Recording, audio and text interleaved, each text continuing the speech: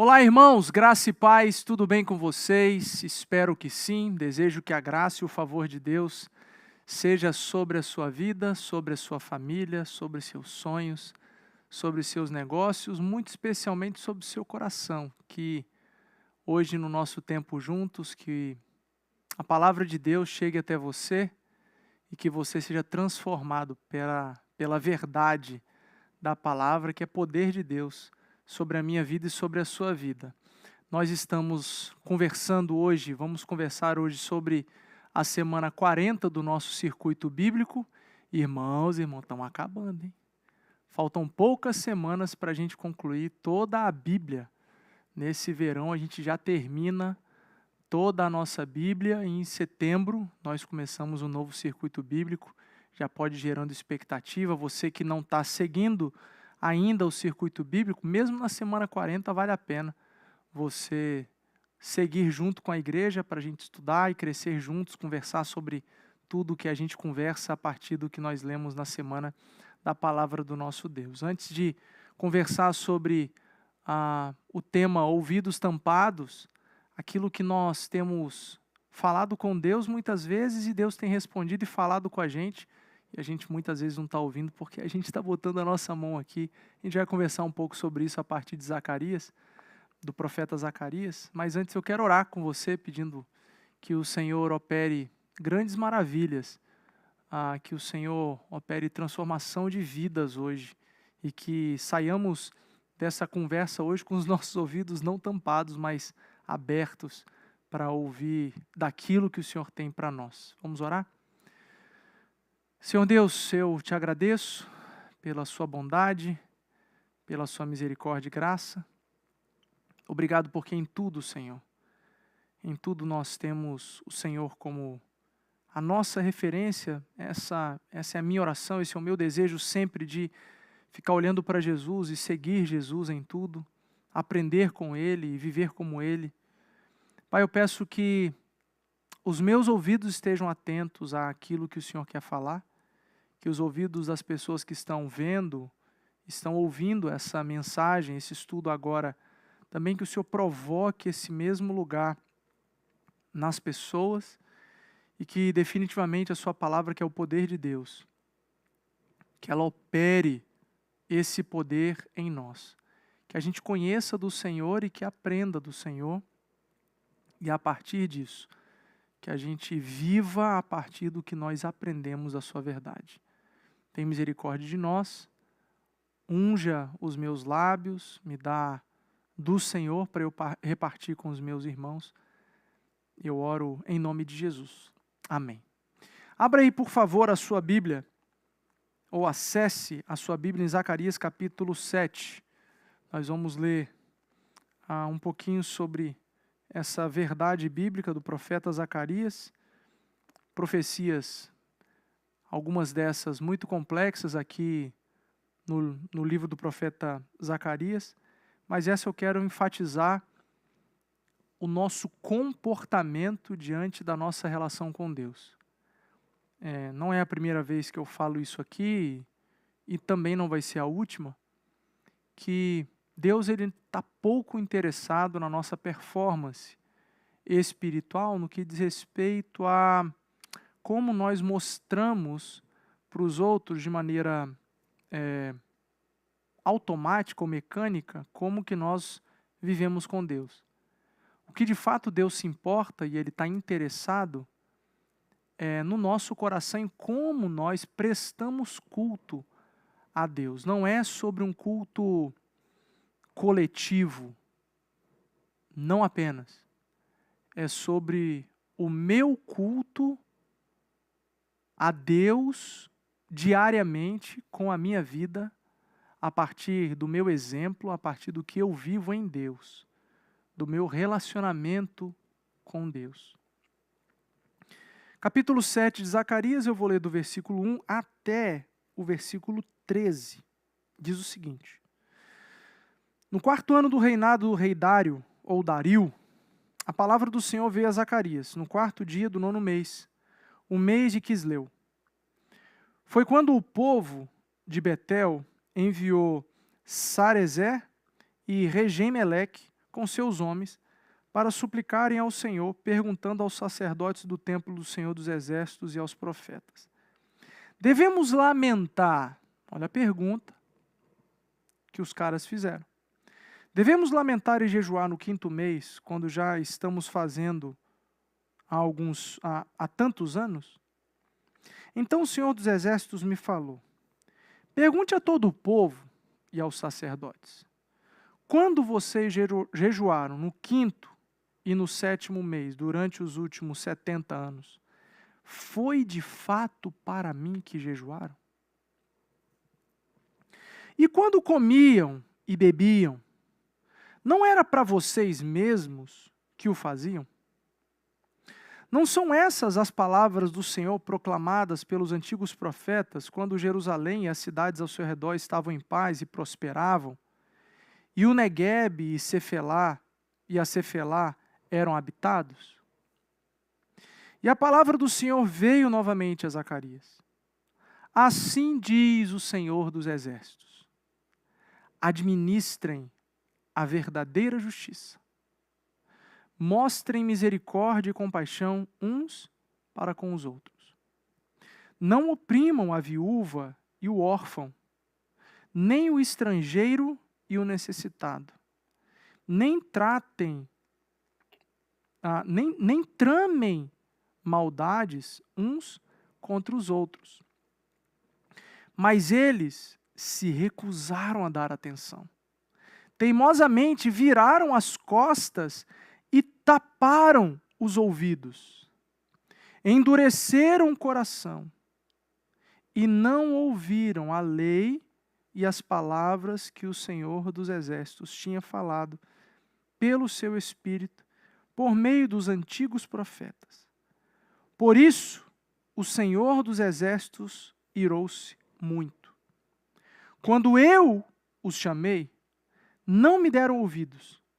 Por isso, quando eles me chamarem, também não os ouvirei, diz o Senhor dos Exércitos.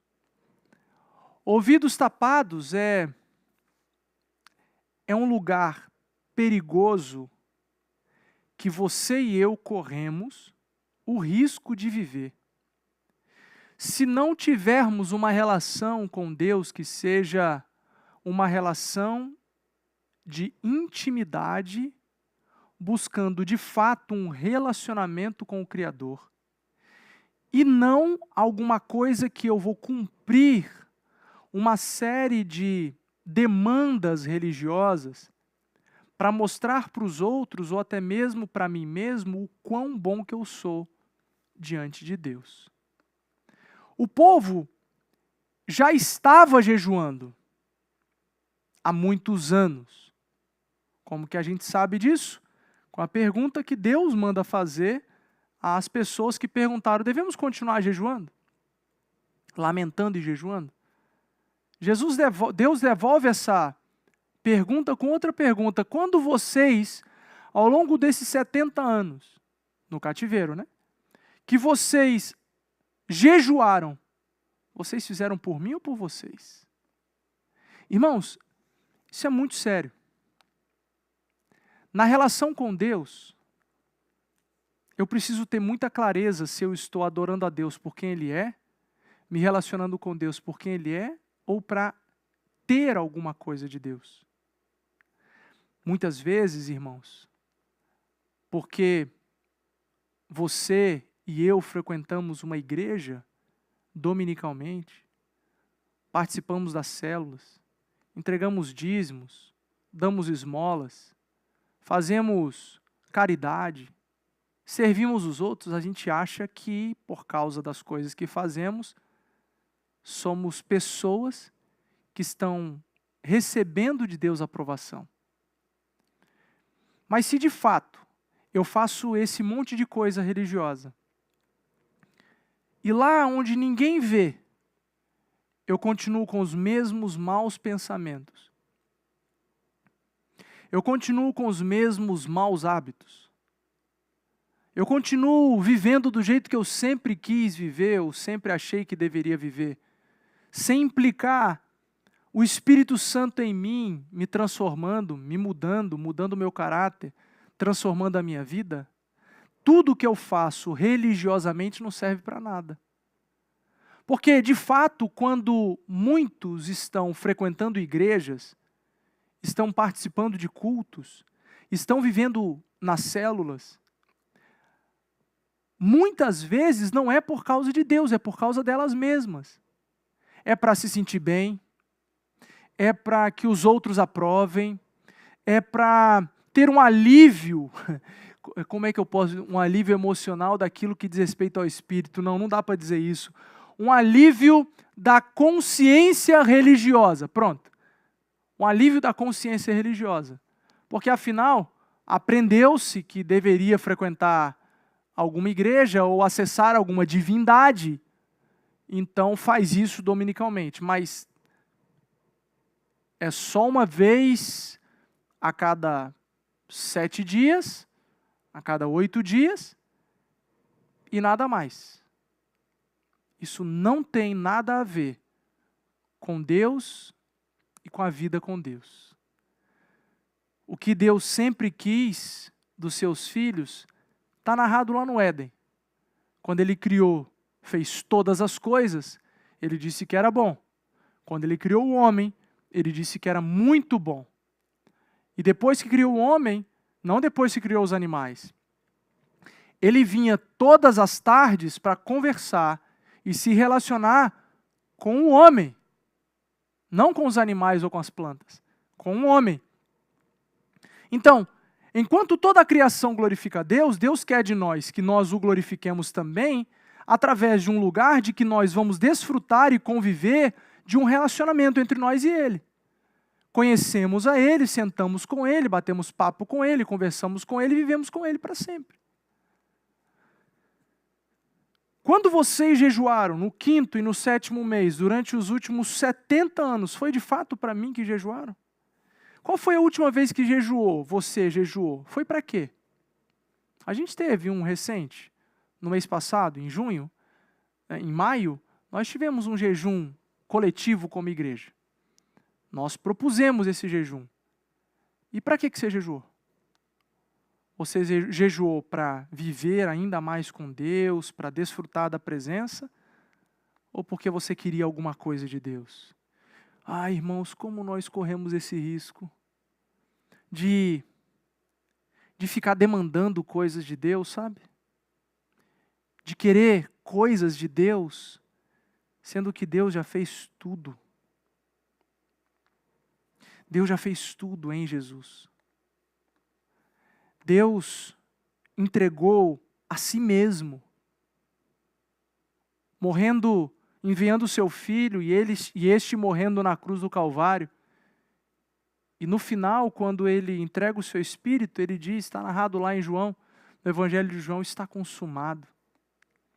Esse está consumado eu já fiz. Você não precisa me demandar nada. Eu já fiz, está completo. Eu terminei a salvação.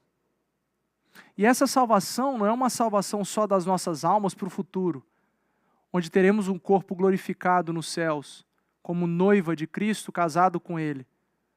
Não. Não é sobre isso. A salvação é a salvação da gente. Nós somos salvos em Jesus. Salvos, inclusive, para viver uma vida abundante aqui na terra. Uma vida transformada pelo Espírito de Deus, é Deus vivendo em nós. Então, o que Deus espera de nós é que a gente viva baseado em fé, por causa da convicção de que temos a partir do que Jesus fez. E se Jesus fez o que fez, é para reatar aquilo que havia sido perdido, que era o relacionamento pessoal com o Criador. Se nós temos agora acesso direto a Deus por causa do Espírito de Deus que habita em nós precisamos viver com um relacionamento com Ele. Assim como era no Éden, foi restaurado o acesso com o Salvador. Foi restaurado o acesso com o Criador, com Deus, com o nosso Pai. Então, por causa do que Jesus fez, não precisamos ficar barganhando com Deus para a gente ter nada. Nós já temos tudo. O versículo 6 continua falando: quando vocês comiam e bebiam, não eram para vocês mesmos que o faziam? Falando de coisas simples aqui, o profeta, tomado pela voz e pela presença de Deus, transmitindo aquilo que era de Deus, fala algo parecido com o que Paulo falou lá em Coríntios, capítulo 10, primeira carta, versículo 31, quer vocês comam, bebam, ou façam qualquer outra coisa, façam tudo para a glória de Deus. O que Deus quer não é só movimentos religiosos para a glória dele e buscando viver com ele e conhecê-lo ainda mais.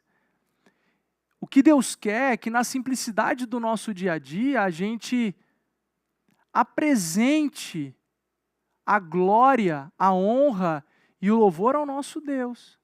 Se eu como por causa de Deus e para a glória dele.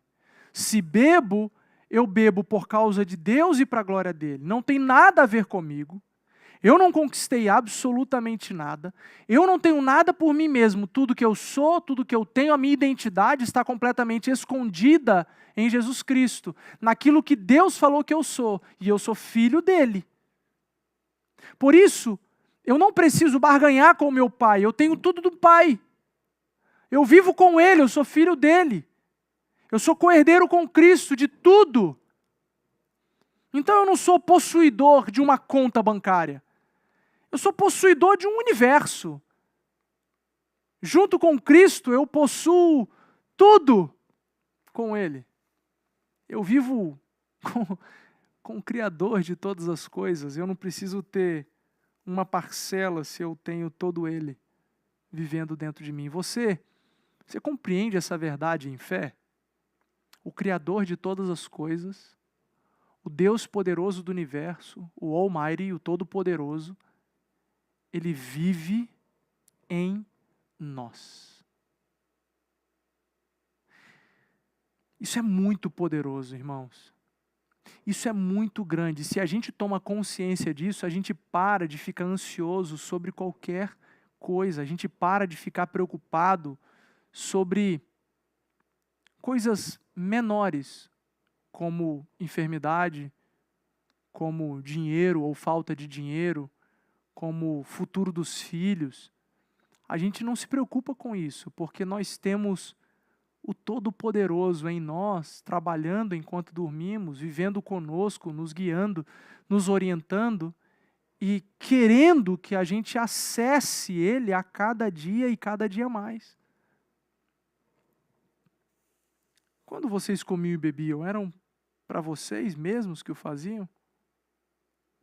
Não são as palavras do Senhor proclamadas pelos antigos profetas? Não são essas as palavras do Senhor proclamadas pelos antigos profetas quando Jerusalém e as cidades ao seu redor estavam em paz e prosperavam? Versículo 8, e a palavra do Senhor veio a mim novamente, veio a Zacarias novamente, assim diz o Senhor, administrem, olha só que demais isso aqui, versículo 9, administrem a verdadeira justiça. Mostrem misericórdia e compaixão uns com os outros. A verdadeira justiça não é aquela que os juízes decidem, mas aquilo que a palavra fala que é justo. Juiz é Deus e a justiça está contida nele. Então, qual é a justiça? A justiça é aquilo que ele fala que é justo. Nós baseamos a justiça não no que as pessoas falam, nossa, mas isso não é justo, sendo que nós aprendemos com Jesus que é melhor perder do que ganhar. É melhor ser o último do que o primeiro. É melhor você esperar ser convidado para sentar no lugar de honra do que você tomar a frente, sentar no lugar de honra e depois ser convidado a se retirar daquele lugar. Enquanto que o mundo avalia a justiça de um ponto de vista, de um prisma, a palavra de Deus e o seu reino enxerga a justiça de outro jeito. Então, o que o profeta está falando, Deus está falando com o povo, é administrem a verdadeira justiça. Ou seja, vocês precisam gerenciar esse caos, que é o mundo, a partir do prisma de Deus. Mostrem misericórdia. Mostrar misericórdia não é sentir misericórdia. É fazer com que ela seja vista, palpável. É quando alguém merece o mal porque fez o mal. Somos nós, o povo de Deus, os que são discípulos do príncipe da paz, é que não vamos dar o que aquele ali merece, ou aquela merece por conta de sua maldade. Nós vamos agir com misericórdia. Aquele que não tem e está precisando, nós seremos compassivos. Nós vamos sentir com ele aquela dor e vamos estar ao lado dele para servi-lo, para ajudá-lo, para aliviar o fardo dos ombros. Nós seremos resposta de Deus. Administrem a verdadeira justiça, porque tem a falsa. Mostrem misericórdia e compaixão uns com os outros. O jejum que Deus quer, os ouvidos abertos e não tapados, é esse onde as pessoas são tocadas pela nossa mão, por causa da nossa consciência de quem Deus é e o que Ele faz em nós. As pessoas à nossa volta precisam ver e perceber, sentir quem é Deus, por causa do nosso toque, por causa das nossas mãos. Somos nós que representamos Deus para o mundo. Através de uma justiça verdadeira, através de uma misericórdia àquele que merece castigo, misericórdia. Aquele que tem falta e sofre, nós seremos compassivos, mas não só isso. Nós não oprimimos a viúva e o órfão, muito pelo contrário, ajudamos eles. O Evangelho, Jesus fala, é assistir a viúva e o órfão, é aliviar o seu fardo. Aquele que não tem de onde tirar, nós vamos até ele e servimos com aquilo que temos, inclusive aquilo que nos custa. Não oprimimos nem a viúva, nem o órfão, nem o estrangeiro, nem o necessitado. Muito pelo contrário, nós causamos alívio para eles. Então, como você pode descobrir se os seus ouvidos estão tampados para a verdade do Evangelho ou não? Olha para os seus atos, dá uma olhada para os seus frutos. Veja se você cumpre roteiros religiosos ou se você de fato está cuidando das pessoas. Vê se você, na sua agenda, tem muito da rotina religiosa, mas tem pouco de assistência àquele que precisa. Seja em misericórdia, seja em compaixão, seja em não opressão àqueles que não têm. Olha para a sua agenda, olha para as suas atitudes, porque não adianta você jejuar, orar, fazer um monte de coisas bonitinhas, dar dízimo e ser aplaudido pelas pessoas, e você não dá nenhuma hora do seu dia para aconselhar alguém, para discipular alguém mais novo na fé do que você, menos maduro do que você.